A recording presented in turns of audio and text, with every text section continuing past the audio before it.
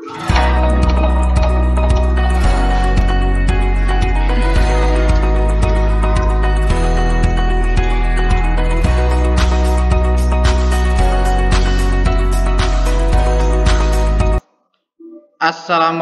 warahmatullahi wabarakatuh. Selamat pagi anak-anak kelas 5 yang cerdas ceria, yang soleh-solehah. Bertemu kembali dengan Pak Guru pagi ini untuk belajar tema 6, subtema 3, pengaruh kalor terhadap kehidupan untuk pembelajaran 1. Muatan pelajarannya adalah bahasa Indonesia dan IPA. Ya.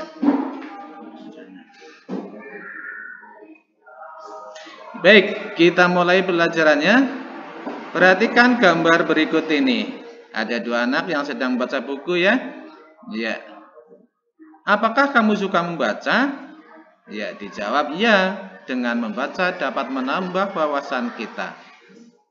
Ya, sumber informasi bacaan bisa kita dapatkan dari buku, dari koran, dari majalah, ensiklopedia, ataupun buku-buku elektronik, media internet ya.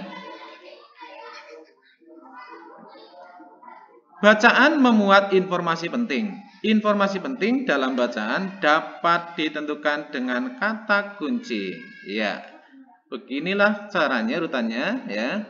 Objek yang kita bicarakan. Nih, informasi penting yang berkaitan dengan teks bacaan apa saja? Yaitu objek yang dibicarakan. Itu nanti pertanyaannya apa atau apakah? Yang kedua, orang yang ada dalam bacaan. Pertanyaannya biasanya siapa? Ya. Terus yang ketiga berkaitan dengan waktu. Pertanyaannya biasanya kapan? Yang keempat berkaitan dengan tempat. Pertanyaannya di mana? Yang berikutnya berkaitan dengan alasan. Pertanyaannya nanti mengapa atau kenapa? Yang terakhir berkaitan dengan uraian peristiwa. Pertanyaannya bagaimana? Ya, ingat ya 5W1H. Bacalah teks berikut ini. Bahan konduktor dan isolator. Di sekitarmu terdapat banyak benda dengan berbagai macam bahan. Pemilihan bahan didasarkan pada sifat yang dimiliki bahan tersebut. Misalnya, benda yang dapat mengantarkan panas dan benda yang tidak dapat mengantarkan panas. Ada benda yang mempunyai kemampuan menghantarkan panas dengan baik, ada pula yang tidak dapat mengantarkan panas dengan baik. Bahan yang dapat mengantarkan panas dengan baik disebut konduktor. Sedangkan bahan yang tidak dapat mengantarkan panas dengan baik disebut dengan isolator. Sedangkan ada bahan yang sedikit dapat mengantarkan panas disebut bahan semikonduktor. Ya, bahan konduktor yang sering digunakan dalam kehidupan sehari-hari biasanya terbuat dari bahan logam, panci, wajan penggorengan, dan beberapa peralatan dapur terbuat dari logam. Jenis logam yang paling sering digunakan untuk membuat alat-alat tersebut antara lain besi, aluminium, dan tembaga. Ya. Bahan yang tidak dapat mengantarkan panas disebut isolator. Beberapa bahan yang termasuk isolator antara lain kayu, kain, dan plastik. Penggunaan bahan konduktor dan isolator dapat diterapkan secara bersamaan pada sebuah alat ya. Perhatikan gambar di bawah ini. Ini ada alat ya, alat masak ya. Ini ada bagian bawah konduktor, terus pegangan tutupnya isolator dari bahan yang tidak dapat mengantarkan panas. Pegangan tangannya juga isolator. Dari bacaan di atas, dari teks di atas, carilah arti dan buatlah contoh kalimatnya.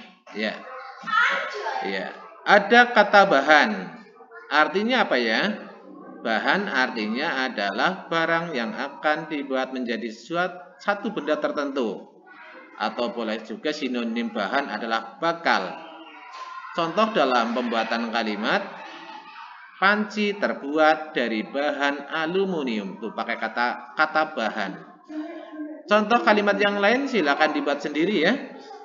Kata yang kedua, menghantar. Apa arti kata menghantar? Mengirimkan atau membawa ke. Ya, contoh kalimatnya, isolator sulit untuk menghantar panas. Yang ketiga, konduktor artinya adalah benda penghantar panas atau penghantar listrik, nanti di pelajaran listrik ya. Contoh kalimatnya, besi dan tembaga adalah benda konduktor.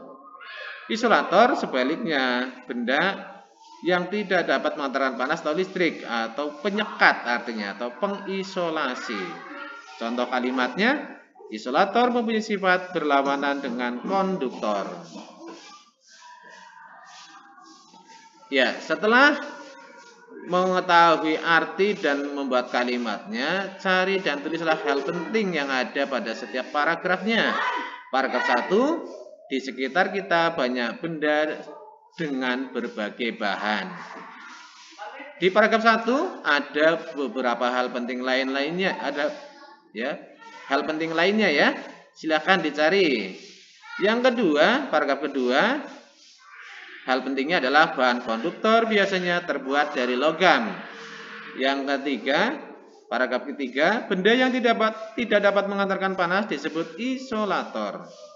Yang keempat, ada bahan yang berfungsi sebagai konduktor, ada juga benda yang berfungsi sebagai isolator.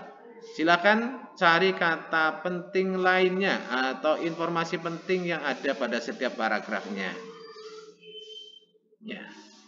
Setelah itu kita tentukan pokok pikiran setiap paragrafnya. Ya. Judulnya tadi bahan konduktor dan isolator ya. Di paragraf 1 itu macam bahan. Ya. Ide pokoknya, pokok pikirannya adalah terdapat banyak benda dengan berbagai macam bahan. Selanjutnya paragraf kedua, bahan konduktor. Ya, pokok pikirannya adalah bahan konduktor biasanya terbuat dari benda logam. Paragraf ketiga, bahan isolator. Ya, pokok pikirannya adalah bahan yang tidak dapat mengantarkan panas disebut isolator. Yang terakhir, digunakan sebagai apa ya benda konduktor dan isolator? Iya. Pokok pikiran paragraf 4 adalah penggunaan konduktor dan isolator dapat diterapkan bersamaan. Nih. Berdasarkan kemampuannya menghantarkan panas, tadi di bacaan sudah kita pelajari benda secara garis besar dibagi dua, yaitu yang pertama konduktor, yaitu bahan yang dapat menghantarkan panas dengan baik. Yang kedua disebut dengan isolator, yaitu bahan atau benda yang sulit bahkan tidak dapat menghantarkan panas. Ya. Konduktor, ya contohnya ini benda yang dapat menghantarkan panas ya. Benda seperti besi, baja, aluminium, tembaga dan seng ya. Contohnya ini alat dapur ya, alat masak, ada panci, wajan, ada sendok ya. Isolator, benda yang tidak dapat mengantarkan panas ya, biasanya terbuat dari bahan bukan logam seperti karet, plastik, kayu, ebonit, gabus, dan bambu. Contohnya ini ya, centong nasi dari kayu, wadah nasi dari bambu, sarung tangan dari kain, ada handuk apa selimut ini ya dari kain ya. Perhatikan alat elektronik berikut ini. Penggunaan bahan konduktor dan isolator tadi dijelaskan dapat diterapkan secara bersamaan pada sebuah alat. Ini yang pertama ada setrika, yang kedua ada panci, yang ketiga ada solder ya. Ya. Pada setrika ini bagian bawah ini yang pemanasnya adalah konduktornya ya. Terus agar kita tidak panas ketika megang setrika, bagian pegangannya ini yang bagian atas ini dari bahan isolator dari karet. Untuk panci bagian bawahnya logam, ya sebagai konduktor. Terus bagian pegangan tutup dan pegangan pancinya itu biasanya terbuat dari karet keras ya atau kayu, itu isolator. Pada solder ini pemanasnya, yang untuk menyolder itu konduktornya, pegangannya dari karet itu isolator. Ini berarti dapat digunakan secara bersamaan pada satu alat ya. Untuk lebih memahami, mari kita melakukan percobaan ya. Sediakan alat dan bahan: 1 batang besi, 2 batang tembaga, 3 sumpit, yang keempat juga sumpit tapi bahannya dari plastik, yang kelima bahan kain untuk memegang benda yang panas, yang ke-6 lilin, yang ke-7 korek api. Nih, siapkan bahan seperti ini, nanti kalian di rumah juga praktekkan ya. Kalau sudah disiapkan alatnya, kita lakukan percobaannya. Langkah pertama, ya, nyalakan api lilin ya. Bakarlah besi di atas lilin yang telah dinyalakan. Peganglah ujung besi dengan tanganmu. Bila kamu telah merasakan panas, segera pindahkan besi dari nyala api. Kalau sudah terasa panas, ya jangan dipanggang terus, pindahkan dari panggangan api lilin ya. Yang kedua, peganglah batang besi dengan menggunakan sumpit bambu. Ya, besinya sekarang tidak dipegang tangan, tapi pakai sumpit bambu. Ya. Letakkan ujung besi di atas nyala lilin. Apa yang kita rasakan? Ya, apa yang kita rasakan ya kira-kira ya? Iya, tangan kita tidak terasa panas.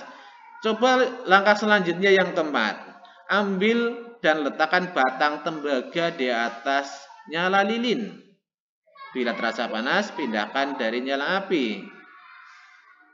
Langkah selanjutnya, lapisilah tembaga dengan kayu pada bagian ujungnya. Ya, bagian ujungnya yang kita pegang diberi lapisan kayu. Letakkan kembali batang tembaga di atas nyala lilin. Apa yang kamu rasakan? Ya, tentu kita akan tidak merasa panas. Mengapa demikian? Karena batang tembaga itu sudah dilapisi dengan kayu ya. Langkah ketujuh, lakukan kegiatan yang sama. Kali ini ganti sumpit bambu dengan sumpit berbahan plastik. Catat apa yang kamu lihat dan rasakan. Ya, dengan bahan plastik, kalau nanti kamu sudah praktek pasti juga tidak akan terasa panas ya. Yang langkah ke-8, ganti sumpit dengan bahan plastik dengan bahan kain ya. Sumpit yang bahan plastik tadi diganti dengan bahan kain ya. Coba dipegang. Ya, catat apa yang melihat dan rasakan. Ya, pasti tidak terasa panas ya. Kesimpulan dari percobaan tadi ya, apakah yang terjadi pada saat kamu memegang batang besi dan tembaga dengan menggunakan sumpit yang terbuat dari bambu?